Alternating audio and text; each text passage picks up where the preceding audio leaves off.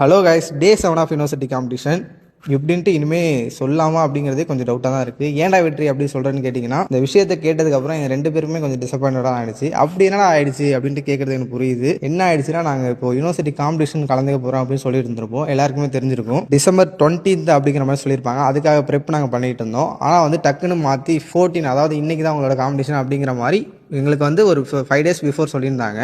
சரி, ஓகே, எதுவாக இருந்தாலும் பண்ணிடலாம் அப்படின்னு நினச்சா, இப்போ இந்த டேட்டும் இல்லை, ஃபிப்ல தான் நாங்கள் வந்து டேட்டு அனௌன்ஸ் பண்ணுவோம் அப்படிங்கிற மாதிரி சொல்லிட்டாங்க. எங்களுக்கு மாற்றி சொன்னதால எங்களுக்கு ரொம்பவே டிசப்பாயின்ட் ஆகிடுச்சு. எங்களோட ஃபர்ஸ்ட் காம்படிஷன் இப்போ வந்து பண்ணிடலாம் அப்படிங்கிற ஒரு ஆசையில் இருந்தோம். அது இப்போ தள்ளி போயிடுச்சுன்னா கொஞ்சம் டிசப்பாயின்ட் ஆகிடுச்சு. ஸோ ஒன்றும் ப்ராப்ளம் இல்லை. இன்னும் வந்து 2 months போல் இருக்குது. நாங்கள் இதே டிசிப்ளினோட ரெகுலராக வந்து டயட் கரெக்டாக மெயின்டைன் பண்ணுவோம்.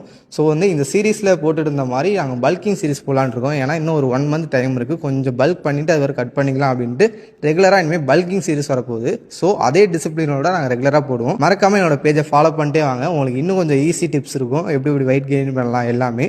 ஸோ மறக்காமல் என்னோட பேஜை ஃபாலோ பண்ணிக்கோங்க. நெக்ஸ்ட் சீரீஸில் பார்க்கலாம். Bye guys.